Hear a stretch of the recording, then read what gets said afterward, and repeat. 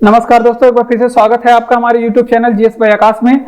आज की इस क्लास में हम लोग स्टैटिक जीके के महत्वपूर्ण प्रश्नों को पढ़ने वाले हैं और ये सारे प्रश्न आपके सभी कंपटीशन एग्जाम के लिए इंपॉर्टेंट होंगे और इन प्रश्नों से संबंधित जितने भी इंपॉर्टेंट प्रश्न बनेंगे आपके एग्जाम के लिए, उन सभी प्रश्नों को भी हम लोग पढ़ने वाले हैं। और ये सारे प्रश्न जो है किसी न किसी कंपटीशन परीक्षा में पूछे गए हैं, तो आपको ये सारे प्रश्न वही लिए गए हैं जो आपके लिए बहुत ही ज्यादा इंपॉर्टेंट है, जो बार बार एग्जामों में पूछे जाते हैं और लगातार आप क्लास करते हैं तो इस क्लास में आपको ये सारे प्रश्न याद भी हो जाएंगे। ठीक, और इस एक क्लास से आपके जीएस के सारे सब्जेक्ट का रिवीजन हो जाएगा, जितने भी सब्जेक्ट जीएस में पूछे जाते हैं, क्योंकि इस क्लास में जीएस के सारे सब्जेक्ट से प्रश्न लिए गए हैं। तो ये हमारा जो था ये 14 नंबर का क्लास है। पीछे अगर आप इसको नहीं देखें तो इसको जाकर के आप लोग देखिए, यूट्यूब चैनल पे अपलोड है, जीएस बाय आकाश सर्च करके आप लोग जा सकते हैं यूट्यूब चैनल पे। और चलिए हम लोग अपने अगले क्लास पे बढ़ते हैं। तो अगला जो क्लास है हमारा 15 नंबर का होगा। तो देखिए, तो अगला वाला है, कह रहा है कि ऐतिहासिक डांडी मार्च का संबंध किससे है। तो डांडी मार्च का अगर आपसे पूछे तो ये देखिए बहुत ही ज्यादा इंपॉर्टेंट है, आधुनिक इतिहास से प्रश्न है और डांडी मार्च के बारे में एग्जामों में पूछे जाते हैं। और डांडी मार्च से संबंधित जितने भी पॉइंट आज तक एग्जामों में पूछे गए हैं उन सभी पॉइंट को हम लोग पढ़ने वाले हैं। तो ये जो है ऐतिहासिक डांडी मार्च का संबंध ये नमक तोड़ो कानून से, किससे है? नमक तोड़ो कानून से है। और इसको क्या बोलते हैं? डांडी मार्च को क्या बोलते हैं? इसको एक और नाम से जाना जाता है, इसे सविनय अवज्ञा आंदोलन बोलते हैं। इस आंदोलन को क्या बोलते हैं? सविनय अवज्ञा आंदोलन। ठीक, ये बातें आप लोग ध्यान रखेंगे, सविनय अवज्ञा आंदोलन भी इसे कहते हैं। अब डांडी मार्च के बारे में देख लेते हैं। अगर आपसे पूछे कि डांडी मार्च की शुरुआत कब से कब मानी होती है, तो इसकी शुरुआत भी एग्जाम में पूछा गया। तो इसकी शुरुआत जो है 12 मार्च से लेकर के 6 अप्रैल तक ये चली थी डांडी मार्च, और इसमें 6 अप्रैल 1930 तक चली थी। ठीक, अब बात कर लेते हैं, अगर आपसे पूछे कि डांडी मार्च के बारे में, तो ये कहां से कहां तक की यात्रा थी, तो ये साबरमती आश्रम से लेकर के साबरमती, ये भी एग्जाम में पूछा गया, साबरमती आश्रम से लेकर के कहां तक की यात्रा थी, तो आप लोग बताएंगे साबरमती आश्रम से दांडी तक की यात्रा थी। अब बात कर लेते हैं इसमें मतलब कितने दिन का समय लगा था। अगर आपसे पूछे कि 24 दिन का समय लगा था। अगर आपसे पूछे कि दूरी कितनी थी दांडी यात्रा में, तो दूरी आपके कुछ 241 मील, मील में पूछे तो 241 मील बताएंगे। अगर किलोमीटर में पूछेगा दूरी तो 385 किलोमीटर की ये दूरी थी। कितनी दूरी थी? 385 किलोमीटर की। अगर आपसे पूछे कि इसके साथ गांधी सविनय अवज्ञा आंदोलन में गांधी जी के साथ कितने लोग अनुयायी थे, कि कितने लोग भाग लिए थे, तो 79 लोग इसमें भाग लिए थे। तो ये सारी बातें थी जो आपके एग्जाम के लिए बहुत ही ज्यादा इंपॉर्टेंट थी, जो नमक तोड़ो कानून से आज तक पूछा गया है, क्योंकि ये हर एग्जाम में लगभग पूछा जाता है। देखिए ऐतिहासिक डांडी मार्च का संबंध किससे है, तो ये नमक तोड़ो कानून से संबंधित है। किससे? नमक तोड़ो कानून से संबंधित है। अब बात कर लेते हैं इसे क्या कहा जाता है, तो इसे सविनय अवज्ञा आंदोलन के नाम से भी जाना जाता है। क्या किसे जाना जाता है? सविनय अवज्ञा आंदोलन। कई बार तो एग्जाम में यही पूछा गया कि सविनय अवज्ञा आंदोलन की शुरुआत कब से मानी जाती है, तो 1930 को हुई थी। अगर आपसे पूछे कि शुरुआत कब हुई थी सविनय अवज्ञा आंदोलन की या फिर डांडी मार्च की, तो ये 12 मार्च से लेकर के 6 अप्रैल 24 दिन तक की यात्रा थी टोटल। और साबरमती आश्रम से दांडी तक जाना था और वहां पे गांधी जी ने नमक कानून को तोड़ा था वहां तक जाकर के। और अनुयायी गांधी जी के साथ इसमें 79 अनुयायी थे। अगर आपसे पूछे कितने दिन का समय लगा, 24 दिन का। और कितनी दूरी थी? 24 मील की दूरी थी और 385 किलोमीटर की। अगर किलोमीटर में पूछे तो दूरी आप लोग बताएंगे। और तो ये था आपके लिए इंपॉर्टेंट प्रश्न। अगला है जियोग्राफी से संबंधित प्रश्न। ये इंडियन जियोग्राफी से संबंधित प्रश्न है। कह रहा है कि 10 डिग्री चैनल किसको अलग करती है, तो ये आप लोग बताएंगे कि अंडमान और निकोबार को अलग करती है। किसको अलग करती है? अंडमान एंड निकोबार द्वीप है जो हमारे, वो इसको अलग करती है। अंडमान और निकोबार द्वीप को अलग करती है। अब अगर आपसे पूछे कि ये 10 डिग्री चैनल स्थित कहां पे है, तो ये बीओबी में स्थित है, यानी कि बैंक ऑफ बड़ौदा में नहीं, यानी कि बीओबी का मतलब बंगाल की खाड़ी में, बे ऑफ बंगाल में। ठीक, अब एग्जाम में क्या क्या पूछा जाता है, इससे संबंधित चैनलों से संबंधित प्रश्न देख लेते हैं जो आपके एग्जाम के लिए इंपॉर्टेंट होगा। अब पूछा जाता है कि 9 डिग्री चैनल मतलब किन दो भूभागों के बीच में स्थित है, या फिर आपसे पूछेगा कि 8 डिग्री चैनल किन दो भूभागों के मध्य स्थित है। ठीक, तो ये दोनों बताइए। तो देखिए 8 डिग्री चैनल की बात करें तो ये भारत का एक द्वीप है, नहीं, भारत के दक्षिण में एक देश है जिसका नाम है मालदीव। तो ये मालदीव और भारत का एक द्वीप है मिनिकॉय द्वीप, इसके बीच में स्थित है। मालदीव और मिनिकॉय द्वीप के बीच में स्थित है। और ये जो मिनिकॉय द्वीप है ये किसका हिस्सा है, तो ये आपके लक्षद्वीप का हिस्सा है। अगर आपसे पूछे कि 9 डिग्री चैनल किसके मध्य स्थित है, तो ये जो है आपके मिनिकॉय द्वीप भारत के दक्षिण में एक द्वीप है मिनिकॉय द्वीप एंड किसके बीच में स्थित है, मिनिकॉय द्वीप और लक्षद्वीप के बीच में स्थित है। ठीक, तो ये बातें आप लोग ध्यान रखेंगे। वहीं पे अगर आपसे पूछे कि कोको चैनल किसके बीच में स्थित है, कोको चैनल, तो कोको चैनल के बारे में भी आप लोग ध्यान रखेंगे। ये भारत के मतलब बे ऑफ बंगाल में ये भी चैनल स्थित है और ये आपका अंडमान निकोबार के बारे में बताया, भारत का यूनियन टेरिटरी है। अंडमान और म्यांमार के बीच में स्थित है। किसके बीच में, अंडमान और म्यांमार के बीच में स्थित है। तो ये बातें आप लोग ध्यान रखेंगे। और एक चैनल यहाँ पे और आप लोग ध्यान रखेंगे, पाक स्ट्रेट के बारे में आप लोग ध्यान रखेंगे। अगर आपसे पूछे किसके मध्य स्थित है तो ये श्रीलंका और भारत के मध्य स्थित है, श्रीलंका और भारत के मध्य। ठीक, तो इतनी बातें आप लोग ध्यान रखेंगे क्योंकि ये आपके लिए इंपॉर्टेंट है। देखिए 10 डिग्री चैनल पूछेगा, एग्जाम में पूछा गया है, तो ये अंडमान और निकोबार के बीच में स्थित है, अंडमान और निकोबार के बीच में स्थित है और बंगाल की खाड़ी में अंडमान निकोबार स्थित है, भारत का केंद्र शासित प्रदेश है। अब 9 डिग्री चैनल के बारे में पूछे तो ये मिनिकॉय द्वीप और लक्षद्वीप के बीच में स्थित है, मिनिकॉय द्वीप और लक्षद्वीप के बीच में। 8 डिग्री चैनल पूछे तो ये मालदीव और मिनिकॉय द्वीप के बीच में स्थित है। किसके बीच में, मालदीव और मिनिकॉय द्वीप के बीच में स्थित है। कोको चैनल अगर आपसे पूछे कहां पे स्थित है तो ये अंडमान और म्यांमार के बीच में स्थित है और पाक स्ट्रेट की बात करें श्रीलंका और भारत के बीच में स्थित है। तो ये बातें आप लोग ध्यान रखेंगे। अब पढ़ते हैं अपने अगले प्रश्न की ओर। अगला प्रश्न भी हमारा इंडियन जियोग्राफी से और ये पर्वतों से संबंधित प्रश्न है। किससे संबंधित है, पर्वतों से संबंधित। तब देखिए कह रहा है दक्षिण भारत की ऊंची चोटी। अब ये बताइए कि दक्षिण भारत की ऊंची चोटी पूछा जाता है कि नहीं एग्जाम में। दक्षिण भारत की ऊंची चोटी भी पूछा जाता है, दूसरी सबसे ऊंची चोटी भी पूछा जाता है, कितनी ऊंचाई है इसकी ये भी पूछा जाता है, किस पर्वत के अंतर्गत आता है ये भी पूछा जाता है। तो सारे प्रश्नों को हम लोग पढ़ेंगे। आज तक जितने भी इंपॉर्टेंट प्रश्न दक्षिण भारत के पर्वतों से पूछा गया है। तो देखिए अगर आपसे पूछे कि दक्षिण भारत की सबसे ऊंची चोटी, तो इसका नाम है अनाईमुडी। क्या है इसका नाम, अनाईमुडी इसका नाम है। ठीक, अगर आपसे पूछे कि इसकी ऊंचाई कितनी है, अनाईमुडी के बारे में अगर आपसे पूछ ले कि इसकी ऊंचाई कितनी है, अनाईमुडी लिखा गया क्या, अगर आपसे पूछे कि इसकी ऊंचाई कितनी है तो इसकी ऊंचाई 2695 मीटर है। कितनी है, 2695। अगर आपसे पूछे कि दक्षिण भारत की दूसरी ऊंची चोटी बताइए, दक्षिण भारत की दूसरी सबसे ऊंची चोटी बताइए, तो दक्षिण भारत की जो दूसरी सबसे ऊंची चोटी है उसका क्या नाम है, डोडा बेटा। उसका क्या नाम है, डोडा बेटा नाम है। ठीक, ये बात आप लोग ध्यान रखेंगे, क्या नाम है, डोडा बेटा नाम है। आपको इस तरह से नाम इसका मिलता होगा। अगर आपसे पूछे कि डोडा बेटा की ऊंचाई कितनी है तो ऊंचाई के बारे में आप लोग ध्यान रखेंगे। इसकी ऊंचाई है 2637 मीटर। कितनी है, 2637 मीटर। और ये जो है नीलगिरी पर्वत की सबसे ऊंची चोटी है। किसकी, नीलगिरी पर्वत है ना, आप लोग जानते होंगे नीलगिरी पर्वत की ये ऊंची चोटी है, सबसे ऊंची चोटी है। ठीक, तो ये बातें आप लोग ध्यान रखेंगे, नीलगिरी पर्वत की ये सबसे ऊंची चोटी है। अब और इंपॉर्टेंट प्रश्न पर्वतों से देख लेते हैं। अगर आपसे पूछे कि सतपुड़ा की ऊंची चोटी भारत में स्थित है, सतपुड़ा पर्वत, सतपुड़ा की ऊंची चोटी बताइए। सतपुड़ा की जो ऊंची चोटी है उसका नाम बता दीजिए। तो सतपुड़ा की जो सबसे ऊंची चोटी है उसका नाम है धूपगढ़। क्या है, धूपगढ़। ये भी बात एग्जाम में पूछा गया है कई बार, तो ये बातें आप लोग ध्यान रखेंगे। तो देखिए दक्षिण भारत की सबसे ऊंची चोटी अनाईमुडी है। क्या है, दक्षिण भारत की सबसे ऊंची चोटी अनाईमुडी है और इसका 2695 मीटर ऊंचाई है। अगर आपसे पूछे कि दक्षिण भारत की दूसरी सबसे ऊंची चोटी बताइए तो दूसरी सबसे ऊंची चोटी का नाम डोडा बेटा है और 2637 मीटर इसकी ऊंचाई है। सतपुड़ा की सबसे ऊंची चोटी है धूपगढ़, सतपुड़ा की सबसे ऊंची चोटी है धूपगढ़।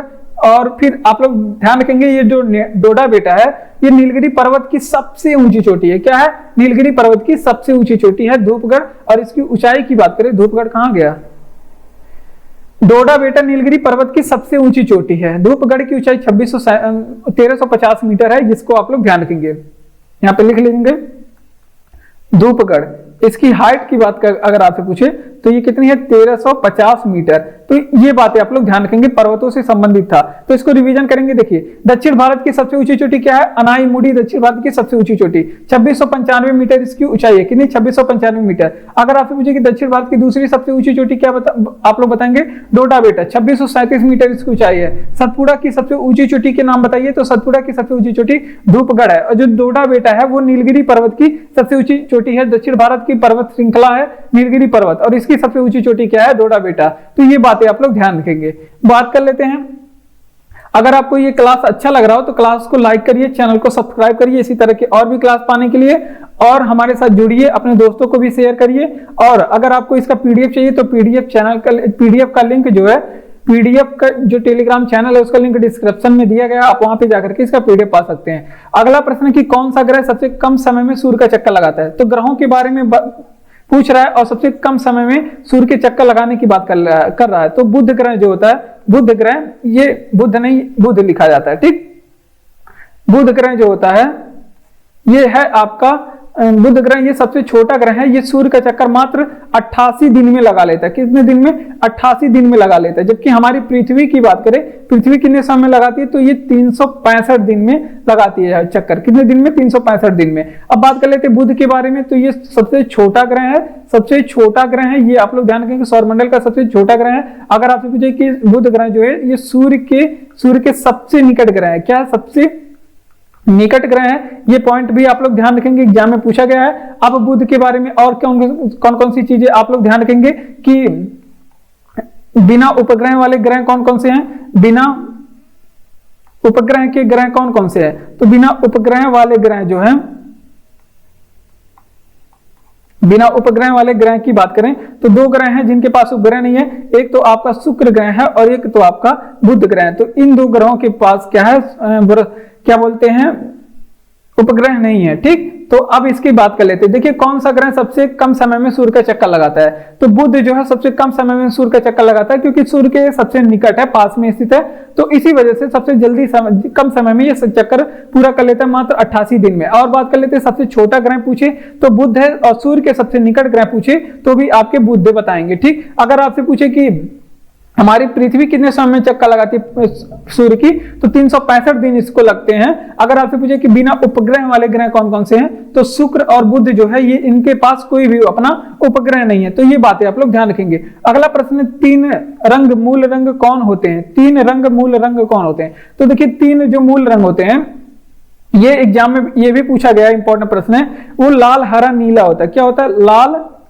लाल हरा नीला। अब रंगों से संबंधित प्रश्न हम लोग देख लेते हैं। अब अगर आपसे पूछे कि सर्वाधिक परावर्तन किस रंग का होता है, सर्वाधिक परावर्तन आप लोग बताएंगे, परावर्तन किस रंग का होता है।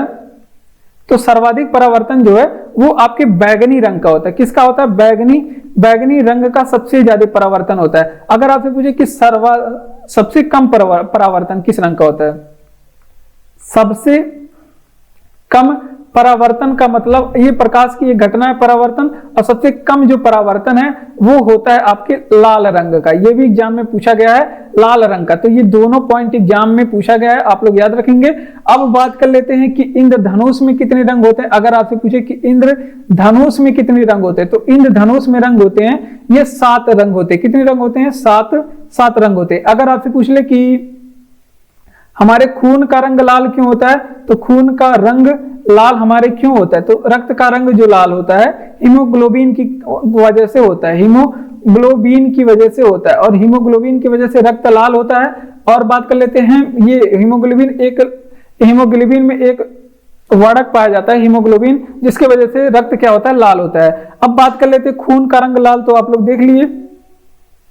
और अगर आपसे पूछे कि हमारे जो शरीर है इसका रंग निर्धारण किसकी वजह से होता है, शरीर का रंग निर्धारण किसकी वजह से होता है, शरीर के रंग निर्धारण के लिए जिम्मेदार कौन है, तो मेलानिन है शरीर के रंग निर्धारण के लिए जिम्मेदार। तो मेलानिन एक वर्णक है, ये जिम्मेदार होता है शरीर के रंग निर्धारण के लिए, ठीक। तो ये भी एग्जाम में पॉइंट पूछा गया है। देखिए सारे पॉइंट यहाँ पे जितने लिखे गए हैं सभी एग्जाम में पूछे गए। देखिए ये भी पूछा गया है कि 3 मूल रंग कौन कौन से होते हैं, लाल हरा नीला, ये 3 मूल रंग होते हैं, इसे आप लोग याद रखें। सर्वाधिक परावर्तन बैगनी रंग का होता है, ये भी पूछा गया। सबसे कम परावर्तन लाल रंग का होता है, ये भी एग्जाम में पूछा गया। शरीर का रंग निर्धारण मेलानिन से होता है, ये भी एग्जाम में पूछा गया। इंद्रधनुष में 7 कलर होते हैं, आपको ये ध्यान रखना, ये एग्जाम में पूछा गया। खून का रंग लाल क्यों होता है, ये भी एग्जाम में पूछा गया। तो जितने भी प्रश्न यहाँ पे हैं सारे एग्जाम में पूछे गए हैं। तो न्यूट्रॉन की खोज अगर आपसे पूछे किसने की थी, तो अगर आपसे पूछे कि न्यूट्रॉन की खोज किसने की थी, तो चैडविक ने किया था, चैडविक ने किया था न्यूट्रॉन की खोज। अगर आपसे पूछे कि प्रोटॉन की खोज किसने की थी, प्रोटॉन की खोज किसने की थी, तो इसकी खोज रदरफोर्ड ने किया था, रदरफोर्ड ने किया था। अगर आपसे पूछे कि इलेक्ट्रॉन की खोज किसने की थी, इलेक्ट्रॉन की खोज किसने की थी, तो इसकी खोज थॉमसन ने किया था, जे थॉमसन ने किया था। तो ये बातें आप लोग ध्यान रखेंगे, तीनों को आप लोग याद रखेंगे, क्योंकि एग्जाम में ये भी कभी कभी पूछ लेता है कि इस चीज की खोज किसने की थी। अब बात कर लेते हैं न्यूट्रॉन के बारे में। न्यूट्रॉन यहाँ पे मेन पॉइंट है ना, अब इसके बारे में हम लोग बात कर लेते हैं। जैसे अगर आपसे पूछे न्यूट्रॉन के बारे में, न्यूट्रॉन के बारे में आप लोग दो बातें आप लोग याद रखेंगे। तो ये आवेशहीन होता है, यानी कि इसमें आवेश नहीं होता। तो ये आप लोग ध्यान रखेंगे, आवेशहीन होता है, आवेशहीन होता है, न्यूट्रॉन आवेशहीन होता है। और एक पॉइंट और इसमें आप लोग ध्यान रखेंगे कि ये एक अस्थायी कण है। क्या है? अस्थायी कण होता है। ठीक, अब बात कर लेते हैं, अब आगे कुछ चीजों के बारे में बात कर लेते हैं। परमाणु में कौन कौन सी चीजें, परमाणु के नाभिक में कौन कौन सी चीजें होती हैं? परमाणु के नाभिक में कौन कौन सी चीजें होती हैं? तो इसमें इलेक्ट्रॉन होता, सॉरी, प्रोटॉन और न्यूट्रॉन होते हैं।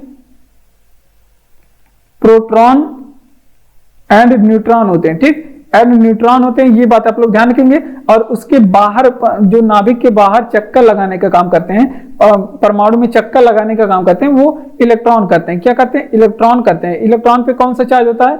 इस पे इलेक्ट्रॉन पे निगेटिव चार्ज होता है। अब जबकि प्रोटॉन पे कौन सा चार्ज होता है? तो प्रोटॉन पे पॉजिटिव चार्ज होता है। कैसा चार्ज होता है? पॉजिटिव चार्ज होता है। तो ये सारी बातें आप लोग ध्यान रखेंगे। तो देखिए, न्यूट्रॉन की खोज किसने की थी? चैडविक ने, जेम्स चैडविक ने न्यूट्रॉन की खोज की थी। और प्रोटॉन की खोज पूछे तो रदरफोर्ड ने किया था। इलेक्ट्रॉन की खोज किसने किया था? तो थॉमसन ने किया था। अब एग्जाम के लिए इंपॉर्टेंट प्रश्न क्या है, जीडी के एग्जाम में पूछा गया है। तो आवेशहीन जो आवेशहीन है वो न्यूट्रॉन होता है। और न्यूट्रॉन एक अस्थायी कण होता है। आवेशहीन कण या फिर अस्थायी कण पूछे तो न्यूट्रॉन होता है। और परमाणु के नाभिक में प्रोटॉन और न्यूट्रॉन होते हैं। नाभिक में प्रोटॉन और न्यूट्रॉन होते हैं। और जो कि परमाणु के जो बाहर चक्कर लगाने का काम नाभिक के बाहर इलेक्ट्रॉन करता है। तो ये बातें याद रखेंगे आप लोग। बढ़ते हैं अपने अगले प्रश्न की ओर। और अगला प्रश्न है कि कौन सा तत्व समान ताप पर ठोस अवस्था में रहता है? तो यहाँ पे समान ताप पे ठोस अवस्था में रहने की बात है, आयोडीन रहता है। कौन सा? आयोडीन रहता है। ये बात आप लोग ध्यान रखेंगे आयोडीन के बारे में। अब आयोडीन के बारे में कुछ इंपॉर्टेंट प्रश्न यहाँ पे लिख लेते हैं।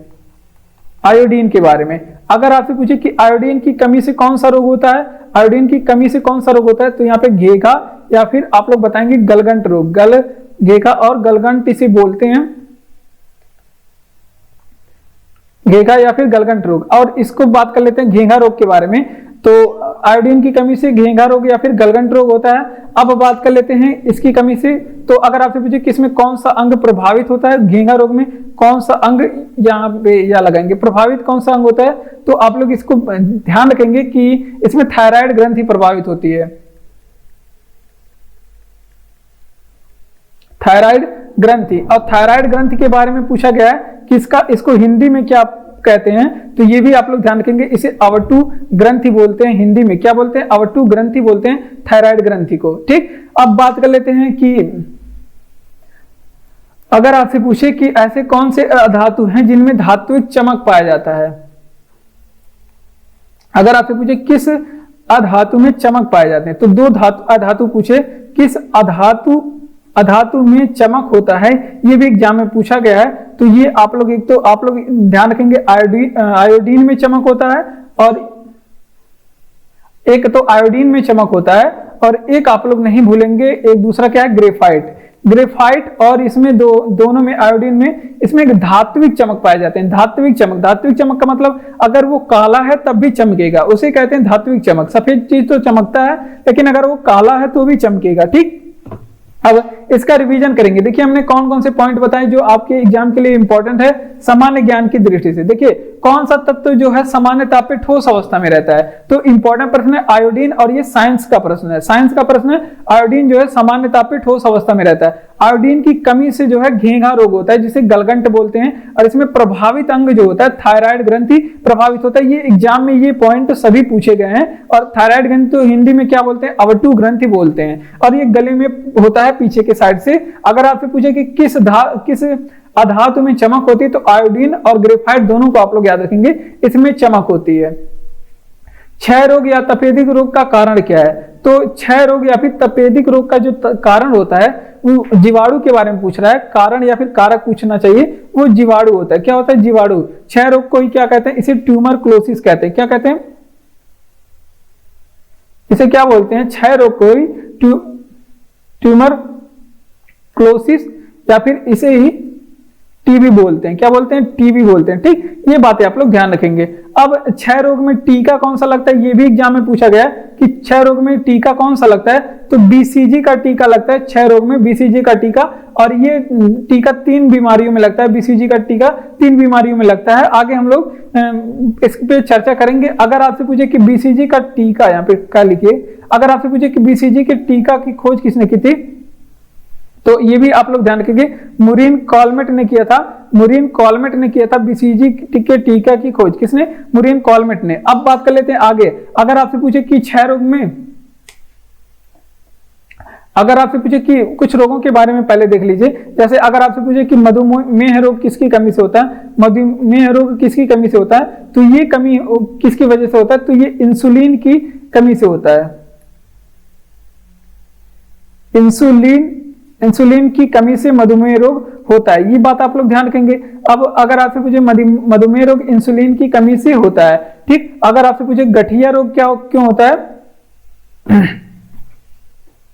यहां पे लिख लीजिए, गठिया रोग। तो गठिया रोग अगर आपसे पूछे क्यों होता है शरीर में, तो यूरिक अम्ल के जमाव के कारण। तो ये अभी आप लोग ध्यान रखेंगे, यूरिक अम्ल के जमाव के कारण होता है। ठीक, तब इसका रिवीजन करेंगे। देखिए क्या क्या हमने बताया यहाँ पे पॉइंट, कि क्षय रोग या फिर तपेदिक रोग का कारण क्या होता है, तो जीवाणु होता है। क्षय रोग को क्या कहते हैं, ट्यूबरकुलोसिस कहते हैं, ट्यूबरकुलोसिस टीबी बोलते हैं। इसका टीका क्या होता है, क्षय रोग का एग्जाम में हजारों बार पूछा गया है, बीसीजी का टीका इसमें लगता है। और ये खोजा किसने था, बीसीजी के टीके की खोज किसने की थी, तो मुरीन कॉलमेट ने किया था। मधुमेह रोग की बात करें तो इंसुलिन की कमी से होता है, और जिसे गठिया रोग अगर आपसे पूछे किसी की कमी से होता है, तो यूरिक अम्ल के जमाव के कारण होता है। अगला प्रश्न कि फलों को कृत्रिम तरीके से पकाने वाली गैस कौन सी है, तो एसिटिलीन का प्रयोग करते हैं फलों को कृत्रिम तरीके से पकाने के लिए। किसकी प्रयोग करते हैं, एसिटिलीन का प्रयोग करते हैं फलों को कृत्रिम तरीके से पकाने के लिए। अब कुछ गैसों के बारे में देख लेते हैं जो आज तक एग्जामों में पूछे गए हैं। गैस बिल्डिंग के बारे में पूछा गया है, इसमें किस किस गैसों का प्रयोग करते हैं, गैस बिल्डिंग के बारे में बताइए। गैस बिल्डिंग में कौन कौन सी गैसों का प्रयोग करता है, तो देखिए एक तो इसमें ऑक्सीजन गैस का प्रयोग करते हैं। गैस बिल्डिंग में ऑक्सीजन के साथ में यही एसिटिलीन गैस को मिला करके इसमें प्रयोग किया जाता है। ऑक्सीजन के साथ में एसिटिलीन गैस को मिला करके इसका प्रयोग किया जाता है। अब बात कर लेते हैं, अगर आपसे पूछे कि वहां पे जो ज्यादा एग्जाम में पूछा गया, अगर आपसे पूछे कि लॉफिंग गैस के बारे में पूछा गया, लॉफिंग गैस ये कौन सा गैस होता है, तो इसका सूत्र अगर आपसे पूछे लॉफिंग गैस के बारे में, तो इसका सूत्र N2O होता है। क्या होता है, N2O होता है। इसे क्या बोलते हैं, तो इसे बोलते हैं नाइट्रस ऑक्साइड। क्या बोलते हैं, नाइट्रस ऑक्साइड। ठीक, ये बातें आप लोग ध्यान रखेंगे, इसे क्या बोलते हैं, नाइट्रस ऑक्साइड। अब अगर आपसे पूछे कि गोबर गैस में कौन सी गैसें होती हैं, गोबर गैस में कौन सी गैसें होती हैं, या फिर अगर आपसे पूछे सीएनजी में कौन सी गैसें होती हैं, तो इसमें जो है मीथेन गैस होती है। कौन सी गैस होती है, मीथेन गैस, जिसका फार्मूला CH4 होता है। तो ये कुछ गैसों से संबंधित बातें थी जो आप लोगों ने ध्यान दिया। देखिए फलों को कृत्रिम तरीके से पकाने वाली जो गैस होती है एसिटिलीन होती है। कौन सी, एसिटिलीन होती है। ठीक, अगर आपसे पूछे कि गैस बिल्डिंग में किस गैस का प्रयोग करते हैं, तो इसमें ऑक्सीजन के साथ में एसिटिलीन गैस को मिला करके इसका प्रयोग किया जाता है। गोबर गैस के बारे में बताएंगे तो गोबर गैस और सीएनजी में मीथेन गैस का प्रयोग किया जाता है। लॉफिंग गैस N2O जिसे नाइट्रस ऑक्साइड बोलते हैं। ठीक, ये बातें आप लोग ध्यान रखेंगे। और एलपीजी गैस में ब्यूटेन प्रोपेन गैस होता है, ये आप लोग जानते हैं।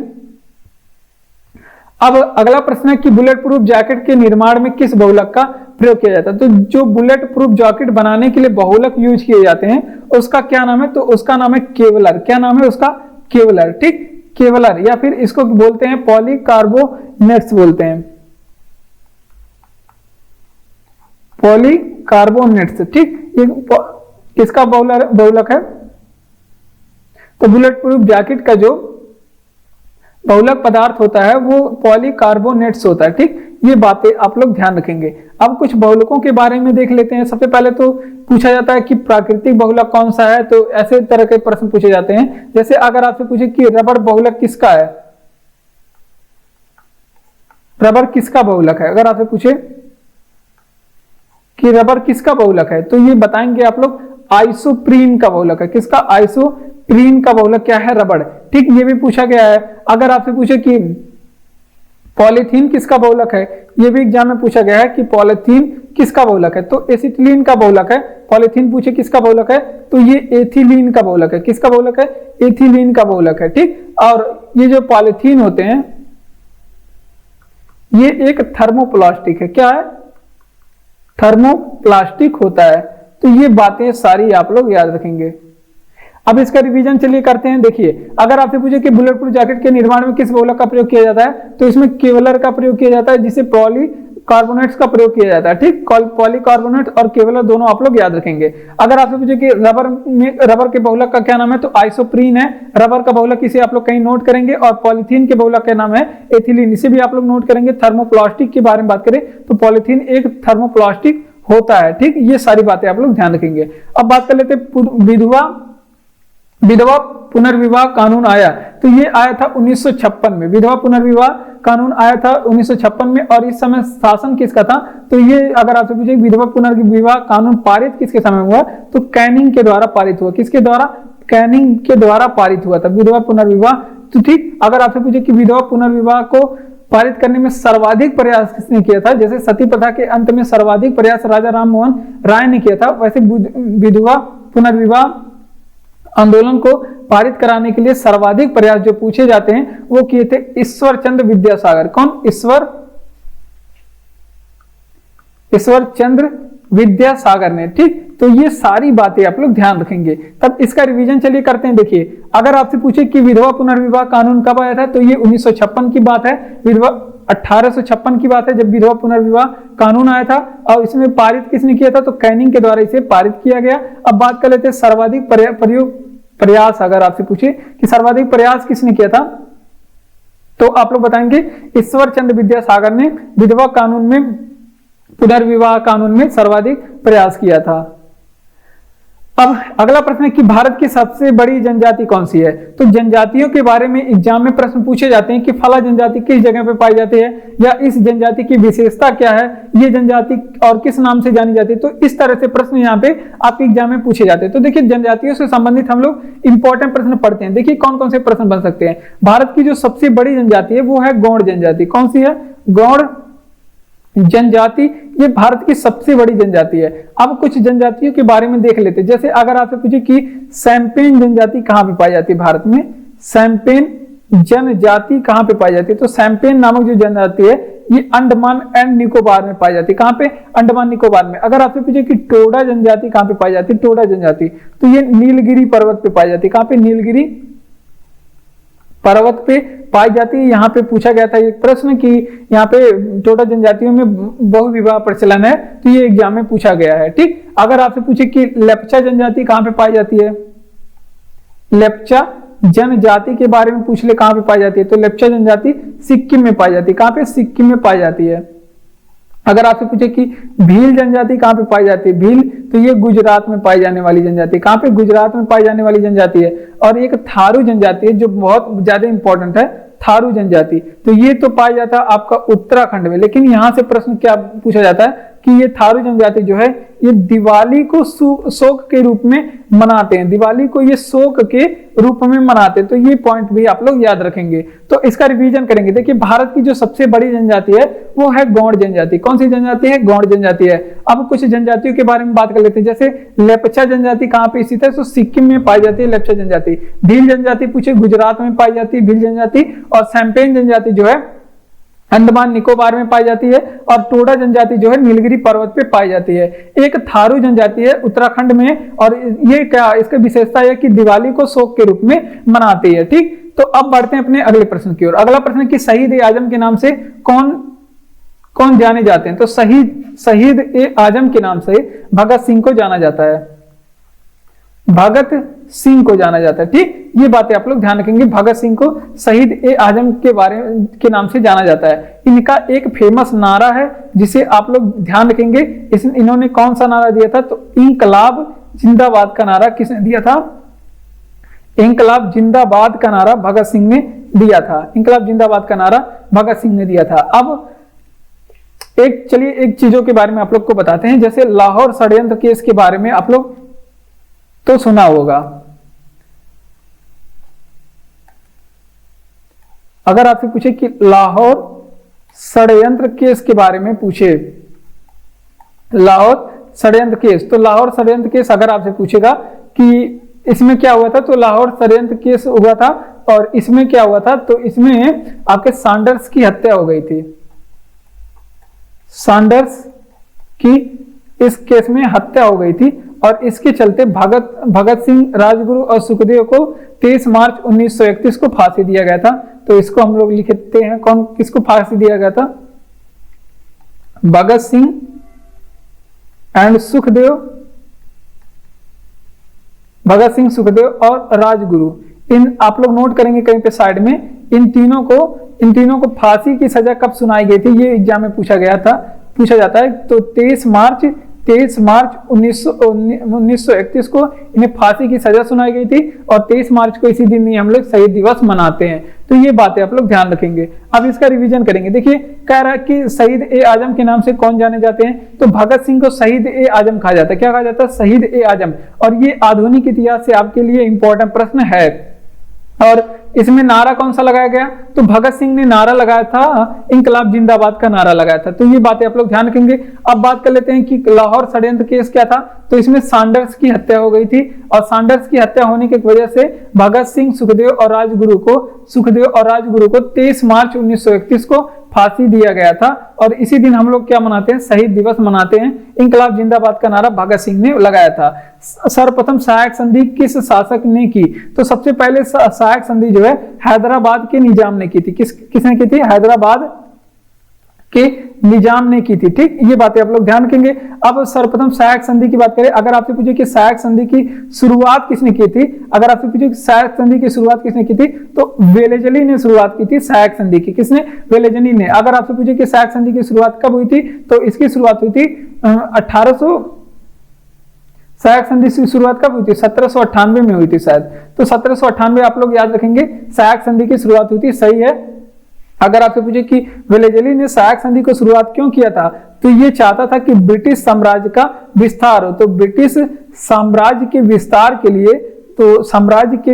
लिए, सहायक संधि शुरू की गई थी। ठीक, अब इसका रिवीजन करेंगे। देखिए भारत सर्वप्रथम सहायक संधि किस शासक ने की, तो हैदराबाद के निजाम ने सबसे पहले सहायक संधि शुरू की थी। अब शुरुआत कब हुई थी, तो शुरुआत की सबसे पहले अगर आपसे पूछे सर्वप्रथम सहायक संधि किस शासक ने की, तो हैदराबाद के निजाम ने सहायक संधि को सबसे पहले स्वीकार किया। और शुरुआत करने की बात करें तो वेलेजली ने 1798 में शुरू किया था। क्यों सहायक संधि शुरू की गई थी? ताकि ब्रिटिश साम्राज्य का विस्तार हो। क्या हो? ब्रिटिश साम्राज्य का विस्तार हो। और अगला प्रश्न कि किस योजना के तहत भारत का विभाजन किया गया, तो माउंटबेटन योजना के तहत, उस समय माउंटबेटन योजना आई थी। माउंटबेटन योजना के तहत इसका विभाजन हुआ था। अगर आपसे पूछे कि भारत का विभाजन कब हुआ था, तो आप लोग जानते हैं 15 अगस्त 1947 को भारत विभाजन हुआ था और भारत इस दिन स्वतंत्र हुआ था, माना जाता है 15 अगस्त 1947 को। ठीक, अब हम बात कर लेते हैं। अगर आपसे पूछे कि माउंटबेटन योजना, ये माउंटबेटन जो योजना था ये प्रस्तुत कब किया गया, ये भी तो एग्जाम में पूछा गया। अगर आपसे पूछे कि माउंटबेटन योजना को प्रस्तुत कब किया गया था, तो 3 जून 1947 को इसे प्रस्तुत किया गया था। 3 जून 1947 को। और इसे क्या कहा जाता है? इसे माउंटबेटन जून योजना भी कहा जाता है। अब बात कर लेते हैं कि भारत विभाजन के समय पूछा जाता है कि कांग्रेस के अध्यक्ष कौन थे।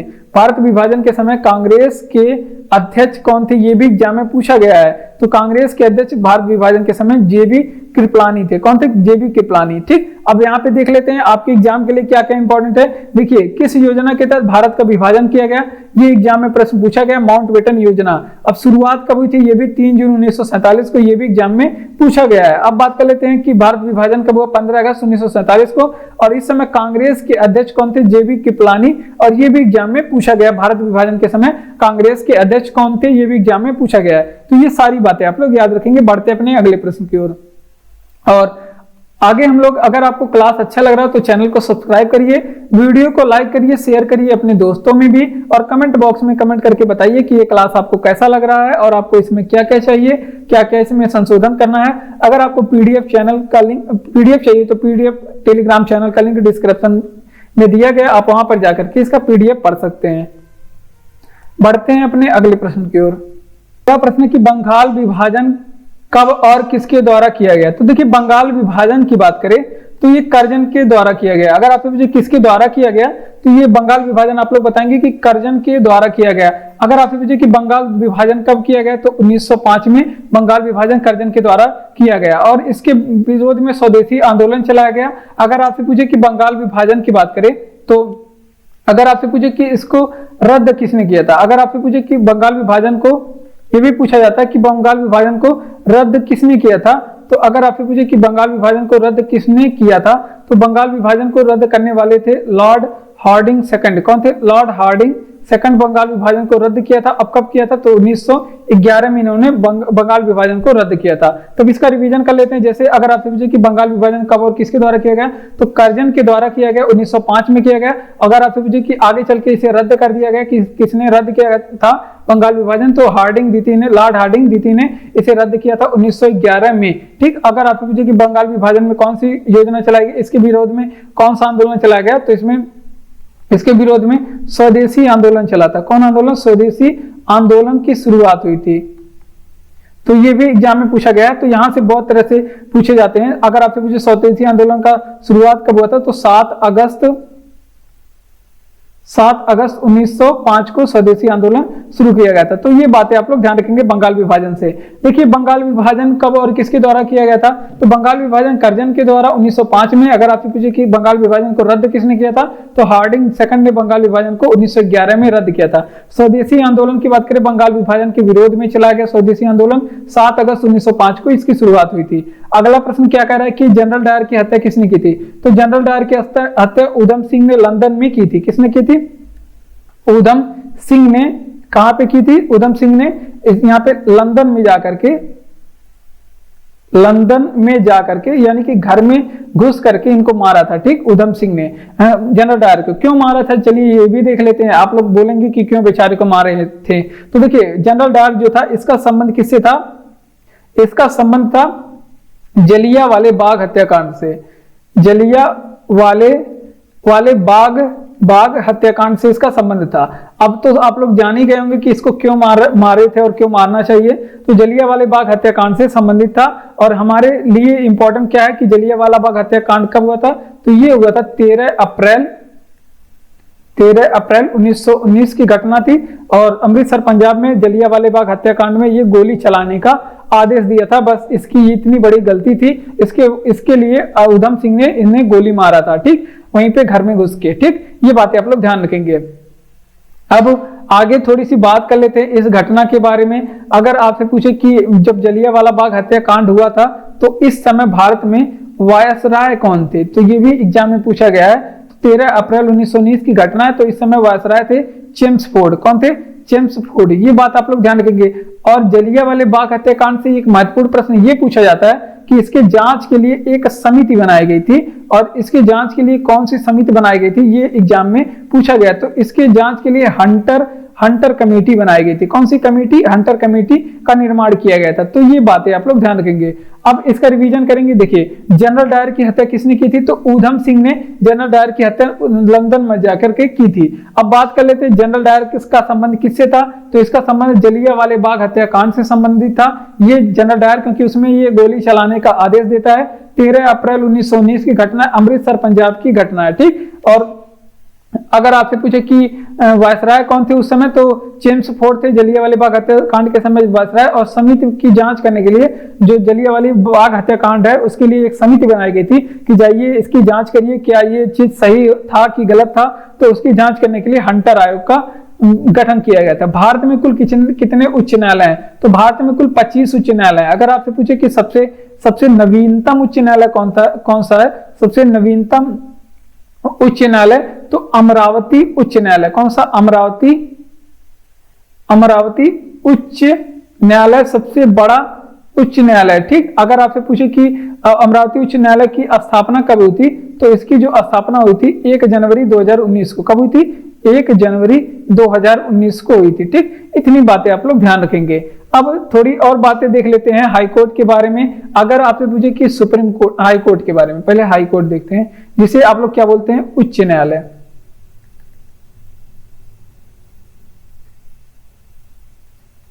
उच्च न्यायालय के बारे में कुछ चीजें देख लेते हैं। जैसे अगर आपसे पूछे कि उच्च न्यायालय का गठन किसमें किया गया है, किस अनुच्छेद के द्वारा भारत में उच्च न्यायालय के गठन किए जाते हैं?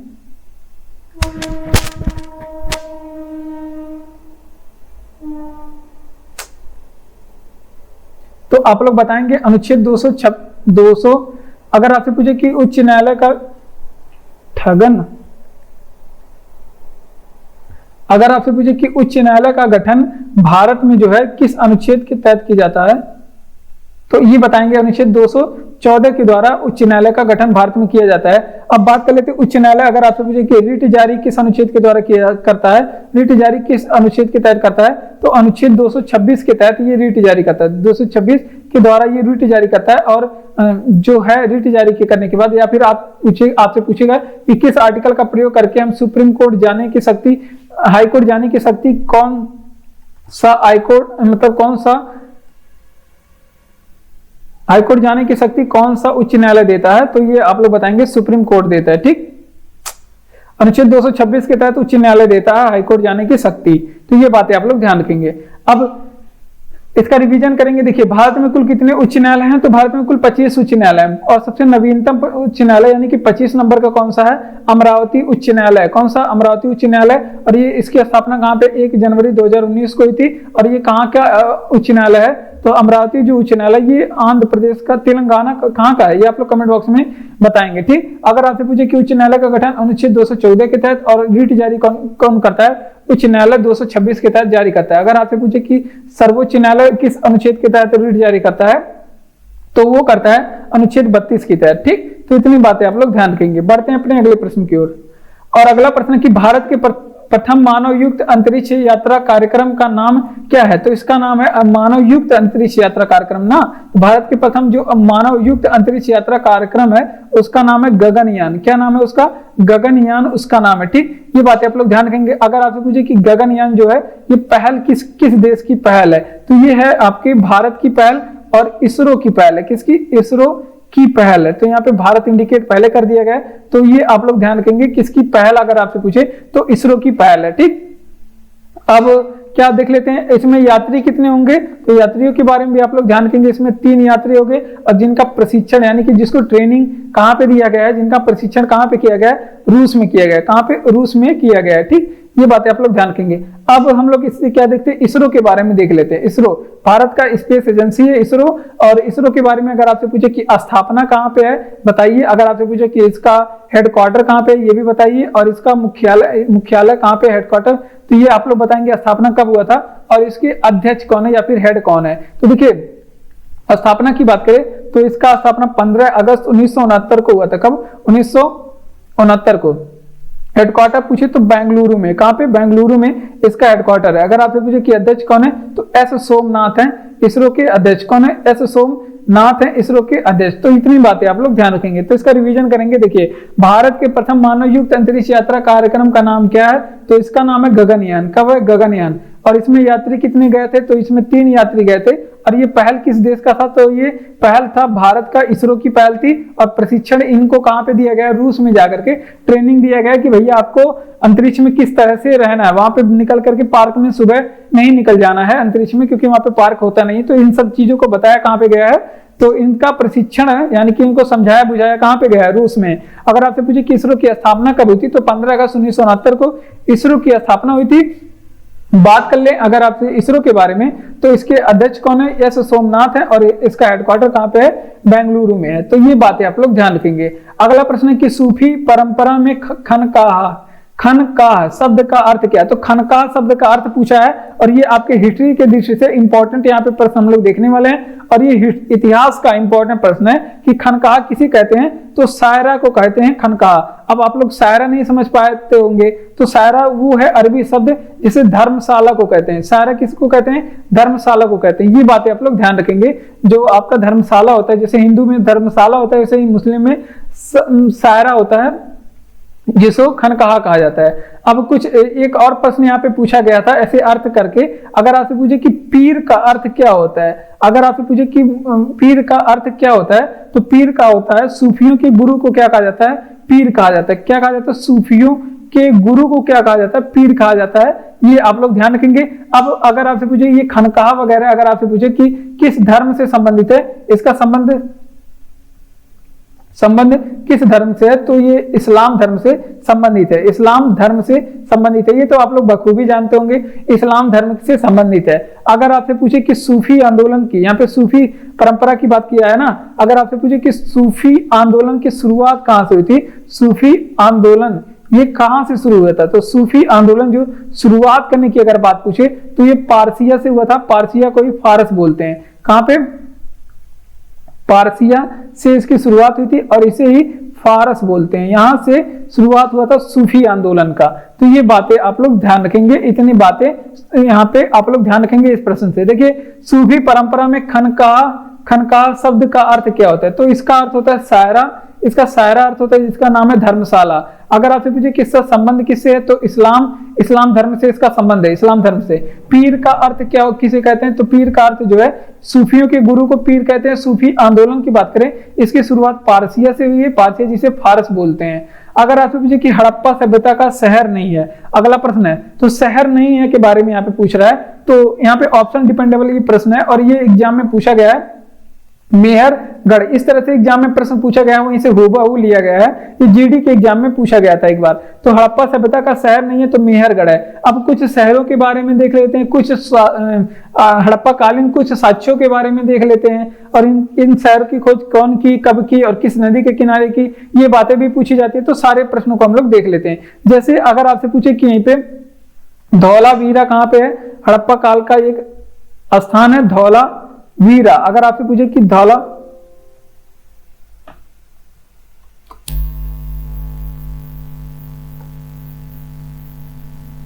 अगर आपसे पूछे कि धौलावीरा कहां पे स्थित है, या फिर अगर आपसे पूछे कि रंगपुर कहां पे स्थित है, या फिर अगर आपसे पूछे कि लोथल कहां पे स्थित है, तो ये सारे के सारे जो शहर हैं ये गुजरात में स्थित है, गुजरात में स्थित है। ठीक, ये बातें आप लोग ध्यान रखेंगे। यहीं पे लोथल के बारे में थोड़ी सी पॉइंट आप लोग जरूर याद रखेंगे लोथल के बारे में, क्योंकि ये थोड़ा सा प्रसिद्ध है। क्योंकि यहाँ पे क्या मिला था, यहाँ पे अग्नि की वेदियां मिली थी। क्या बोले, लोथल से कुछ साक्ष्य मिले थे जिसके बारे में हमें ध्यान रखना चाहिए, क्योंकि यहाँ से अग्नि की वेदियां मिली थी। कहां पे, अग्नि की वेदियां लोथल से मिली थी, वेदियां ठीक लोथल से मिली थी। ये बातें आप लोग ध्यान रखेंगे।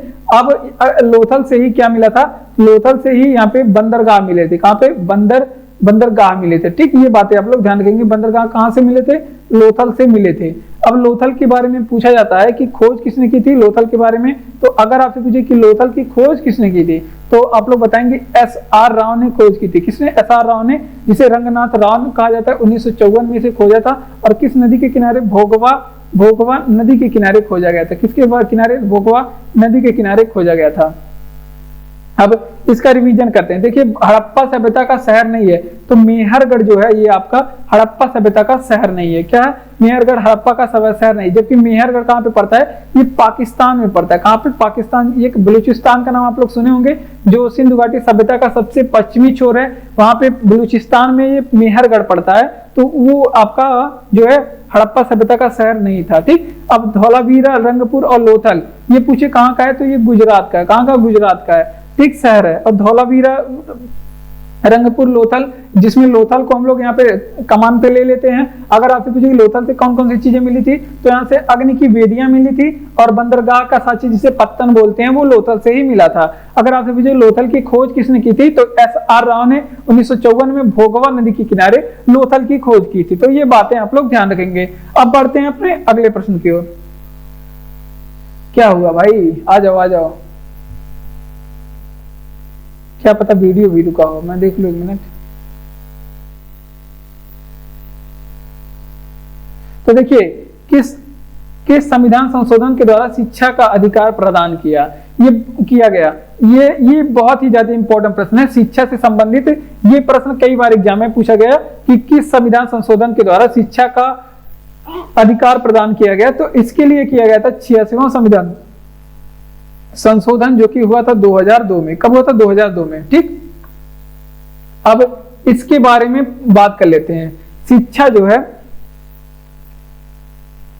और इस संविधान संशोधन के द्वारा दो बातें आप लोग ध्यान रखेंगे, इसके द्वारा ही शिक्षा को मूल अधिकार बनाया गया, शिक्षा को इसी के द्वारा मूल अधिकार बनाया गया। ठीक, शिक्षा इसी के द्वारा मूल अधिकार बना और इसके तहत संविधान में एक अनुच्छेद जुड़ा। कौन सा अनुच्छेद जुड़ा? तो ये भी आप लोग ध्यान रखेंगे। इसके तहत संविधान में 86वां संविधान संशोधन के 2002 के द्वारा संविधान में अनुच्छेद 21 का ए जुड़ा। क्या जुड़ा? अनुच्छेद 21 का ए जुड़ा। ये भी बात आप लोग ध्यान रखेंगे। और संविधान में 11वां मौलिक कर्तव्य जो था, 11वां मौलिक कर्तव्य भी कौन बना? 11वां मौलिक कर्तव्य किसे बनाया गया? तो 11वां मौलिक कर्तव्य शिक्षा को बनाया गया, शिक्षा से संबंधित था। तो ये बातें आप लोग इस 86वां संविधान संशोधन से याद रखेंगे। 11वां मौलिक कर्तव्य किसके द्वारा बनाया गया? शिक्षा को। तो इसके लिए किया गया था 86वां संविधान संशोधन, जो कि 2002 की घटना है। ठीक, 2002 में किया गया। अब एक प्रश्न और यहाँ पे याद रखेंगे, शिक्षा पहले राज्य सूची का विषय था। ये एग्जाम में हजारों बार पूछा गया है कि शिक्षा की सूची का पहले विषय था राज्य सूची का। इसको समवर्ती सूची में किस संविधान संशोधन में के द्वारा लाया गया? समवर्ती सूची में किस संविधान संशोधन के द्वारा लाया गया? तो देखिए यहाँ पे स्टार बना के लिख दे रहे हैं, यहाँ पे संविधान संशोधन यहाँ पे लिख दे रहे हैं। तो इसके लिए किया गया था 42वां संविधान संशोधन, जो कि कब हुआ था? 1976 में हुआ था। और 42वां संविधान संशोधन को मिनी कॉन्स्टिट्यूशन भी कहा जाता है। तो अब रिवीजन करेंगे कि किस संविधान संशोधन के द्वारा शिक्षा का अधिकार प्रदान किया गया। तो इसका अधिकार 86वां संविधान संशोधन 2002 के तहत किया गया। 86वां संविधान संशोधन 2002 के द्वारा किया गया। अब शिक्षा को मूल अधिकार बनाया गया किस संविधान संशोधन के द्वारा? तो शिक्षा को मूल अधिकार इसी संविधान संशोधन के द्वारा बनाया गया और इसके तहत संविधान में अनुच्छेद 21 का ए जुड़ा। ठीक, और 11वां मौलिक कर्तव्य शिक्षा को जोड़ा गया। इसी के द्वारा दोनों बातें की गई थी। अब शिक्षा को राज्य सूची से निकाल करके समवर्ती सूची में किया गया 42वां संविधान संशोधन, जो कि 1976 में हुआ था। अगला प्रश्न है साइंस से संबंधित प्रश्न है, साइंस का इंपॉर्टेंट प्रश्न है। और यहाँ पे निकट दृष्टि दोष, दूर दृष्टि दोष और आइरिस और कॉर्निया और फिर क्या बोलते हैं आपका आइरिस, कॉर्निया और रेटिना, इन सभी के बारे में हम लोग पढ़ने वाले हैं। देखिए निकट दृष्टि दोष के बारे में बताइए। तो निकट दृष्टि दोष ऐसा डिसीज है जिसमें दूर की चीजें ये स्पष्ट नहीं दिखाई देती, दूर की चीजें स्पष्ट नहीं दिखाई देती। और निकट दृष्टि दोष को एक और नाम से जानते हैं, इसे क्या बोलते हैं? इसे मायोपिया कहते हैं। क्या कहते हैं? इसे मायोपिया कहते हैं। ये भी एग्जाम में पूछा गया है, क्योंकि अब निकट दृष्टि दोष बहुत कम पूछा जाता है, मायोपिया सीधे कह के पूछा जाता है। और इसके निकट दृष्टि दोष के निवारण में एक लेंस का यूज किया जाता है। ये भी एग्जाम में पूछा जाता है, किस लेंस का प्रयोग किया जाता है। तो निकट दृष्टि दोष अगर आपसे पूछे तो इसमें अवतल लेंस का प्रयोग करते हैं। किसमें? अवतल लेंस का प्रयोग करते हैं। अब बात कर लेते हैं दूर दृष्टि दोष के बारे में। दूर दृष्टि दोष के बारे में बात कर लेते हैं। जैसे दूर दृष्टि दोष के बारे में पूछा गया प्रश्न है कि इसे क्या बोलते हैं? तो इसे हाइपरमेट्रोपिया कहते हैं। क्या बोलते हैं? हाइपरमेट्रोपिया कहते हैं। ये साइंस से संबंधित प्रश्न है आपका, ये फिजिक्स का प्रश्न है। हाइपरमेट्रोपिया कहते हैं। ठीक, हाइपरमेट्रोपिया। अब बात कर लेते हैं हाइपरमेट्रोपिया के बारे में। तो इसमें दूर दृष्टि दोष में क्या इसका लक्षण है कि इसमें निकट की चीजें नहीं स्पष्ट दिखती, निकट स्पष्ट नहीं दिखता, निकट स्पष्ट नहीं दिखता। तो ये इसका बीमारी का लक्षण है। और इसके निवारण में अगर आपसे पूछे कि कौन सा लेंस का प्रयोग करते हैं, तो ये भी आप लोग ध्यान रखेंगे कि इसके निवारण के लिए किया जाता है उत्तल लेंस का प्रयोग। किसका? उत्तल लेंस का प्रयोग किया जाता है। अब हमने बताया कि यहाँ पे हमारे आंखों में प्रतिबिंब कहाँ पे बनते हैं? हमारे आंखों में प्रतिबिंब का निर्माण रेटिना पे होता है। ये भी आप लोग याद रखेंगे, कहाँ पे होता है? रेटिना पे होता है। और एक पॉइंट और है, अगर आपसे पूछे कि हमारे आंखों में प्रकाश का नियंत्रण आंखों का कौन सा भाग प्रकाश का नियंत्रण करता है? प्रकाश नियंत्रण का काम आंख का कौन सा भाग करता है? तो ये आइरिस करता है। और ये भी एग्जाम में पूछा गया, आइरिस करता है। अब इसका रिवीजन करेंगे। देखिए निकट दृष्टि दोष के बारे में बताइए। तो निकट दृष्टि दोष ऐसा डिसीज है जिसमें दूर की चीजें स्पष्ट नहीं दिखाई देती, जिसे मायोपिया कहा जाता है, और इसके निवारण में अवतल लेंस का प्रयोग किया जाता है। किसका प्रयोग किया जाता है? इसके निवारण में अवतल लेंस का प्रयोग किया जाता है। दूर दृष्टि दोष के बारे में जिसे हाइपरमेट्रोपिया कहते हैं, और इसमें निकट की चीजें स्पष्ट नहीं दिखती, और इसके निवारण में उत्तल लेंस का प्रयोग किया जाता है। और प्रकाश नियंत्रण का काम आइरिस और प्रतिबिंब जो है आंख पे, प्रतिबिंब कहां पे बनता है? रेटिना पे बनता है। भारत में ऋण का नियंत्रण कौन करता है? तो भारत में ऋण का नियंत्रण आरबीआई करता है। कौन करता है? आरबीआई करता है, जिसे क्या बोलते हैं? रिजर्व बैंक ऑफ इंडिया बोलते हैं। क्या बोलते हैं? रिजर्व बैंक ऑफ इंडिया, भारतीय रिजर्व बैंक बोलते हैं। ये आप लोग ध्यान रखेंगे। अब आरबीआई के बारे में क्या क्या प्रश्न आपको याद रखना है? ये भारत का केंद्रीय बैंक है। ये क्या है? भारत का केंद्रीय बैंक है। ये आप लोग ध्यान रखेंगे। और बात कर लेते हैं, ये मुद्रा, भारत का ये केंद्रीय बैंक है, और यही जो है भारत का जो रिजर्व बैंक ऑफ इंडिया, जिसे भारतीय स्टेट बैंक आप लोग बोलते हैं, ये क्या करता है? यही भारत का, अगर आपसे पूछे कि अर्थव्यवस्था को नियंत्रण करने का काम कौन करता है, अर्थव्यवस्था को नियंत्रण करने का काम कौन करता है? तो ये आरबीआई ही करता है। ये पॉइंट भी एग्जाम में पूछा गया है। अब आरबीआई के कुछ कार्य देख लेते हैं। जैसे अगर आपसे पूछे कि नोट छापने का काम कौन करता है? नोट जारी, छापने का काम नहीं, लिखिए रोट लिखा गया क्या? अगर आपसे पूछे कि नोट जारी करने का काम कौन करता है, तो नोट जारी आरबीआई करता है। अगर आपसे पूछे कि मुद्रा का नियंत्रण कौन करता है? मुद्रा का नियंत्रण भारत में, पूरे भारत में मुद्रा का नियंत्रण करने का काम कौन करता है? तो ये आपके रिजर्व बैंक ऑफ इंडिया करता है। तो इसका रिवीजन करेंगे। देखिए भारत में ऋण का नियंत्रण कौन करता है? तो आरबीआई के द्वारा भारत में ऋण का नियंत्रण किया जाता है, जिसको रिजर्व बैंक ऑफ इंडिया या फिर भारतीय रिजर्व बैंक बोला जाता है। ये भारत का केंद्रीय बैंक है, और ये क्या काम करता है? अर्थव्यवस्था को, पूरे भारत की अर्थव्यवस्था को नियंत्रित करने का काम करता है। और आरबीआई के कुछ और काम है, तो ये नोट जारी करता है और मुद्रा का नियंत्रण करता है। क्या करता है? मुद्रा का नियंत्रण करता है। बढ़ते हैं अपने अगले प्रश्न की ओर। अगला प्रश्न है कि भारत में ब्रिटिश शासन के दौरान गुमास्ता किसे कहा जाता है? तो गुमास्ता जो है ये भारतीय एजेंट होते थे, जो ब्रिटिश कंपनी में काम करते हैं, भारतीय एजेंट होते थे, उन्हें कहा जाता था। ठीक, ये बातें आप लोग ध्यान रखेंगे। और जो गुमास्ता जिनका नाम रखा जाता था, जो भारतीय एजेंट हैं, उनको कंपनी में जो कार्य दिए जाते थे वो मुख्य कार्य नहीं दिए जाते थे। उनका कार्य क्या होता था? उनका कार्य क्या होता? कंपनी को गुप्त जानकारी देना। ये जो गुमास्ता होते थे, इनके कार्य हम बता रहे हैं। तो कंपनी को आप लोग लिखेंगे, कंपनी को गुप्त जानकारी देना इनका काम था। कंपनी को गुप्त जानकारी देना, और इनका काम क्या था? कंपनी को गुप्त जानकारी देना और कंपनी के लिए सामग्री को इकट्ठा करना। सामग्री इकट्ठा करना, क्या करना? सामग्री इकट्ठा करना इनका काम था। और इनका काम और था कि वस्त्र का कीमत तय करना इनका काम था। जो भी वस्त्र कंपनी में बनाए जाते थे, वस्त्र का कीमत तय करना इनका काम था। तो ये नहीं भारतीय एजेंट का काम था, वस्त्र की कीमत तय करना, ये सभी इनका काम है। और कपड़ों की गुणवत्ता देखना, ये सभी इनका काम था। कपड़ों की गुणवत्ता यानी कि जो कपड़े फैक्ट्री में बन रहे हैं वो किसी काम लायक हैं या फिर नहीं, तो कपड़ों की गुणवत्ता देखना ये किसका काम था? तो वो आपके भारतीय एजेंट का काम था, जिसे क्या बोला जाता है? गुमास्ता बोला जाता है। ठीक, चलिए रिवीजन करेंगे कि भारत में ब्रिटिश कंपनी के दौरान गुमास्ता किसे कहा जाता था? तो भारतीय एजेंट होते थे जिन्हें गुमास्ता कहा जाता था। और इनका कुछ कार्य था, जैसे कंपनी को गुप्त जानकारी देना कार्य था, और सामग्री इकट्ठा करना इनका काम था, और वस्त्र की कीमत तय करना इनका काम था। क्या था? वस्त्र की कीमत तय करना। अब कपड़ों की गुणवत्ता देखने की बात करें तो भी इनका काम था। अगर आपसे पूछे कि नाभिकीय संलयन के बारे में बताइए, एग्जाम में पूछा गया है नाभिकीय संलयन, नाभिकीय विखंडन, परमाणु बम, नाभिक सूर्य में कौन सी अभिक्रिया होती है, परमाणु बम में कौन सी अभिक्रिया होती है, हाइड्रोजन बम में कौन सी अभिक्रिया होती है, तो ये सभी एग्जाम में पूछे गए हैं। देखिए अगर आपसे पूछे कि नाभिकीय संलयन के बारे में बताइए, तो नाभिकीय संलयन वो होता है जिसमें दो हल्के नाभिक क्या होते हैं? दो हल्के नाभिक आपस में मिलकर एक बड़ा नाभिक बनाता है। क्या बनता है? एक बड़ा नाभिक बनता है। ठीक, ये इसे कहते हैं, इसे क्या बोलते हैं? इसे बोलते हैं नाभिकीय संलयन। और नाभिकीय संलयन अगर आपसे पूछे किन चीजों में होता है, नाभिकीय संलयन का एग्जाम्पल अगर आपसे पूछ ले तो एग्जाम्पल के बारे में आप लोग ध्यान रखेंगे। सूर्य में नाभिकीय संलयन होता है, सूर्य में नाभिकीय संलयन होता है। और हाइड्रोजन बम में अगर आपसे पूछे कौन सी अभिक्रिया होती है, हाइड्रोजन बम में, तो वो भी नाभिकीय संलयन होता है। अब एक और है जिसे नाभिकीय विखंडन कहते हैं।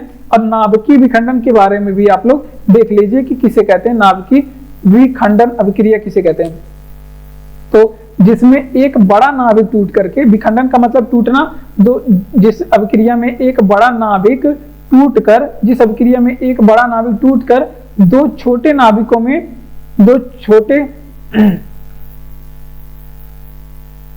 जो एक बड़ा नाभिक दो छोटे नाभिक में टूटता है तो उसे क्या बोलते हैं, नाभिक में टूट जाता है उसे कहते हैं नाभिकीय विखंडन अभिक्रिया।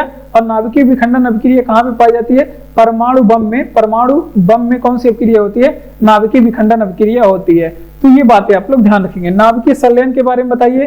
तो नाभिकीय संलयन दो हल्के नाभिक मिल करके एक बड़ा नाभिक का निर्माण करते हैं, इसे क्या बोलते हैं, नाभिकीय संलयन बोलते हैं। जैसे नाभिकीय संलयन अभिक्रिया सूर्य में होता है, हाइड्रोजन कन्वर्ट होता है हीलियम में, आप लोग सुने होंगे। और हाइड्रोजन बम में नाभिकीय संलयन अभिक्रिया होती है। अब नाभिकीय विखंडन अभिक्रिया परमाणु बम में होता है और ये एक बड़ा नाभिक टूट करके दो छोटे छोटे नाभिकों में टूटता है। जैसे ये एक बड़ा नाभिक है 10 ग्राम का और ये आगे चल के 5-5 ग्राम के नाभिक में टूटेगा। किसके, 5-5 ग्राम के, आगे चल के ये 2.5-2.5 ग्राम के नाभिक में टूटेगा। तो ये है आपके नाभिकीय विखंडन अभिक्रिया। इससे एनर्जी मुक्त होती है जो यूज में लिया जाता है। ठीक, कहीं पे ये हानिकारक भी है, कहीं कहीं पे ये सदुपयोगी भी है। खानवा के युद्ध में बाबर ने हराया था। तो खानवा के युद्ध में बाबर ने राणा सांगा को हराया था। ये हम लोग पिछले क्लास में पढ़े हैं इस प्रश्न को, लेकिन देख लेते हैं फिर से। खानवा के युद्ध के बारे में अगर आपसे पूछे कि कब हुआ था खानवा का युद्ध, तो ये 1527 में हुआ था। कब हुआ था, 1527 में राणा सांगा वर्सेस बाबर के बीच में हुआ था। और बाबर ने इसमें एक नारा दिया था। कौन सा नारा दिया था पूछा जाता। तो इसी युद्ध में बाबर ने जिहाद का नारा दिया था। कौन सा नारा, जिहाद का नारा दिया था। और इसी युद्ध में बाबर ने एक उपाधि धारण की थी, एक उपाधि धारण की थी। और ये उपाधि किस चीज की थी, तो ये गाजी की उपाधि थी, जिसे बाबर ने खानवा युद्ध के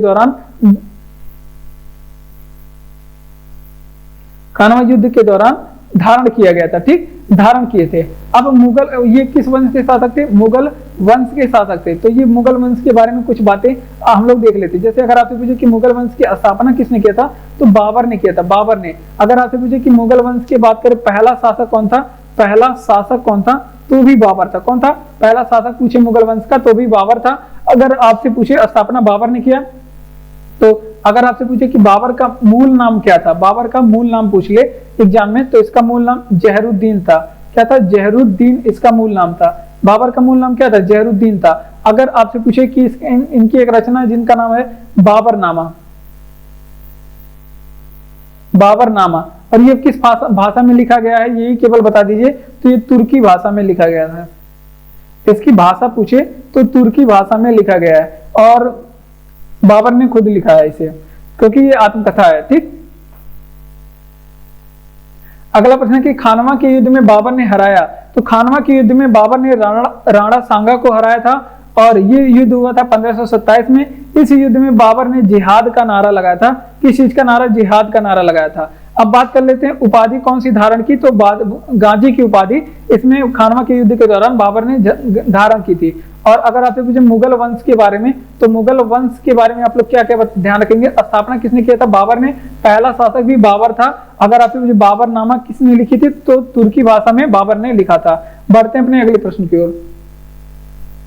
ठीक, और अगला प्रश्न है हमारा कि भारतीय संविधान भारत को किस रूप में घोषित करता है। तो भारतीय संविधान में जो भारत को बताया गया है, वो भारत जो है क्या होता है, राज्यों का संघ होगा। भारत क्या है, राज्यों का संघ होगा। ठीक, ये बात बताई गई है भारतीय संविधान में भारत के बारे में। अगर आपसे पूछे कि भारत में राज्यों की संख्या कितनी है, तो आप लोग भली बात ही जानते हैं 28 राज्य हैं। अगर आपसे पूछे कि भारत में संघ राज्य कितने हैं, संघ राज्य कितने हैं, तो आप लोग बताएंगे कि भारत में संघ राज्यों की संख्या कितनी है। संघ राज्यों की संख्या 8 है। अब अनुच्छेदों के बारे में देखेंगे। देखिए, ये पहले अनुच्छेद में ये बात बताई गई है। अब अगर आपसे पूछे तो यहाँ पे इतनी बातें आप लोग ध्यान रखेंगे। नई अनुच्छेद के बारे में देख लेते हैं क्योंकि इंपॉर्टेंट है अनुच्छेद। अगर आपसे पूछे कि दूसरे अनुच्छेद में क्या है, अनुच्छेद दूसरे में क्या है, तो इसमें बताया गया है, अनुच्छेद 1 में बताया गया है कि भारत राज्यों का संघ होगा, राज्यों का संघ भारत होगा। और अनुच्छेद 2 में क्या बताया गया है, तो इसमें बताया गया है कि नए राज्यों का प्रवेश और स्थापना, इसमें बताया गया है नए राज्यों का प्रवेश। अगर आपसे पूछे कहां पे बताया गया है, या फिर अगर आपसे पूछे कि स्थापना, नए राज्यों का प्रवेश और स्थापना, ये भाग 2 में बताया गया है, और सॉरी अनुच्छेद 2 में बताया गया है। अगर आपसे पूछे कि अनुच्छेद 3 में क्या बताया गया है, अनुच्छेद 3 में तो जो पहले से राज्यों का गठन इसमें बताया गया है, राज्यों का गठन इसी में बताया गया है। अनुच्छेद 3 में राज्यों का गठन बताया गया है, और भी बातें बताई गई हैं। तो जो पहले से राज्य हैं उनके नाम में परिवर्तन कर सकता है भारत, उनके नाम में परिवर्तन कर सकता है, उनके सीमा में परिवर्तन करने का काम, उनके सीमा में परिवर्तन करने का काम भारत कर सकता है, अनुच्छेद 3 के तहत किया जाता है। ठीक, ये बातें आप लोग ध्यान रखेंगे। तो चलिए इसका रिवीजन करेंगे। देखिए, भारतीय संविधान में भारत को किस रूप में घोषित किया गया है, तो इसमें भारत को बताया गया है कि ये राज्यों का संघ होगा। भारत में 28 राज्य हैं और इसमें केंद्र शासित प्रदेश कितने हैं, 8 हैं। ठीक, और ये बात बताई गई है आपके पहले अनुच्छेद में। ठीक, अब बात कर लेते हैं अनुच्छेद के बारे में बताएंगे, दूसरे अनुच्छेद के बारे में। तो नए राज्यों का प्रवेश और स्थापना ये बताया गया है दूसरे अनुच्छेद में। और तीसरे अनुच्छेद में क्या है कि राज्यों का गठन कर सकता है भारत जो है राज्यों का गठन कर सकता है, नाम में पहले से मौजूद जो राज्य हैं उनके नाम में परिवर्तन कर सकता है, और सीमा में परिवर्तन अनुच्छेद 3 के तहत किया जाएगा। ठीक, और बात करते हैं भारत की पहली महिला अध्यक्ष कौन थी, तो कांग्रेस की पहली महिला अध्यक्ष कौन थी, तो कांग्रेस की जो पहली महिला अध्यक्ष थी एनी बेसेंट थी। कौन, एनी बेसेंट। इनके बारे में हमने आगे के क्लासों में पढ़ा था, तो एनी बेसेंट के बारे में बताएंगे। तो ये अध्यक्ष कहाँ की थी, तो ये अध्यक्ष थी आपके कोलकाता अधिवेशन की, और कोलकाता अधिवेशन की इन्होंने अध्यक्षता की थी, और कोलकाता अधिवेशन की अध्यक्षता करके ये कांग्रेस की पहली महिला अध्यक्ष बनी थी। कोलकाता अधिवेशन, कोलकाता अधिवेशन, अगर आपसे पूछे कि कोलकाता अधिवेशन कब हुआ था, तो 1917 में हुआ था। ये बातें आप लोग ध्यान रखेंगे। अब अगर आपसे पूछे कि कांग्रेस की पहली भारतीय महिला अध्यक्ष, अगर आपसे पूछ ले कांग्रेस की पहली भारतीय महिला अध्यक्ष बताइए, तो कांग्रेस की पहली भारतीय महिला अध्यक्ष के बारे में अगर आपसे पूछे तब कौन हो जाएंगे, तब हो जाएंगे सरोजिनी नायडू। कौन हो जाएंगे, सरोजिनी नायडू। ये कांग्रेस की पहली भारतीय महिला अध्यक्ष हैं। सरोजिनी नायडू के बारे में क्या देखेंगे कि ये 1925 की कानपुर अधिवेशन की अध्यक्षता की थी। किस अधिवेशन की, 1925 की कानपुर अधिवेशन की अध्यक्षता की थी। तो इस प्रश्न का रिवीजन करेंगे हम लोग। देखिए, कांग्रेस की पहली महिला अध्यक्ष कौन थी, तो एनी बेसेंट को बताएंगे कांग्रेस की पहली महिला अध्यक्ष। अगर आपसे पूछे कि कांग्रेस भारतीय महिला अध्यक्ष कौन है, तो कांग्रेस की पहली भारतीय महिला अध्यक्ष सरोजिनी नायडू है, 1925 में इसकी अध्यक्ष बनी थी। अब बात कर लेते हैं एनी बेसेंट के बारे में। तो अध्यक्ष कौन है, तो एनी बेसेंट जो कांग्रेस की पहली महिला अध्यक्ष है, कोलकाता अधिवेशन की अध्यक्षता की थी 1917 में। और बात कर लेते हैं जो सरोजिनी नायडू है, वो कानपुर अधिवेशन की अध्यक्षता की थी। अगला प्रश्न की कांग्रेस की स्थापना किसने की, तो कांग्रेस की स्थापना बात करें तो एयू ह्यूम ने किया था। कांग्रेस की स्थापना एयू ह्यूम ने 1885 में किया था कांग्रेस की स्थापना। अगर आपसे पूछे कि वहां पे कांग्रेस के पहले अध्यक्ष कौन बने थे, कांग्रेस के पहले अध्यक्ष कौन बने थे, तो ये WC बनर्जी कांग्रेस के पहले अध्यक्ष बने थे, जिसे व्योमेश चंद्र बनर्जी भी कहा जाता है। ठीक, अगर आपसे पूछे कि भारत की जब स्वतंत्र हुआ था, ये हमने बताया कि स्वतंत्रता के समय अध्यक्ष कौन था, JB कृपलानी। आप लोग बताएंगे लाहौर अधिवेशन के बारे में, क्योंकि ये इंपॉर्टेंट है। लाहौर अधिवेशन जिसमें कांग्रेस ने पूर्ण स्वराज की मांग की थी, लाहौर अधिवेशन ये कब हुआ था, तो ये 1929 में हुआ था। अगर आपसे पूछे कि इस लाहौर अधिवेशन के अध्यक्ष कौन थे, तो पंडित जवाहरलाल नेहरू थे। कौन थे, पंडित जवाहरलाल नेहरू लाहौर अधिवेशन के अध्यक्ष थे। चलिए इसका रिवीजन करते हैं। देखिए, अगर आपसे पूछे कि कांग्रेस की स्थापना किसने की थी, तो एओ ह्यूम ने कांग्रेस की स्थापना की और 1885 में इन्हें hermit of Shimla AO Hume को कहा जाता है। पहले अध्यक्ष कांग्रेस के डब्ल्यू.सी. बनर्जी बने थे। अगर आपसे पूछे लाहौर अधिवेशन 1929 को हुआ था और इसकी अध्यक्षता कौन की थी, पंडित जवाहरलाल नेहरू ने की थी। बढ़ते हैं अपने अगले प्रश्न की ओर। तो जय हिंद। आज की क्लास में बस इतना ही। अगर आपको क्लास अच्छा लगा हो तो क्लास को लाइक करिए, चैनल को सब्सक्राइब करिए, अपने दोस्तों तक भी शेयर करिए। पीडीएफ आपको टेलीग्राम चैनल का लिंक डिस्क्रिप्शन में दिया गया, वहां पे मिलेगा। और अगर आपको क्लास अच्छा लग रहा हो तो लाइक कर दीजिए। और आप लोग से रिक्वेस्ट है कि आप लोग खूब पढ़िए, खूब मेहनत करिए और खूब आगे बढ़िए और खुश रहिए। धन्यवाद।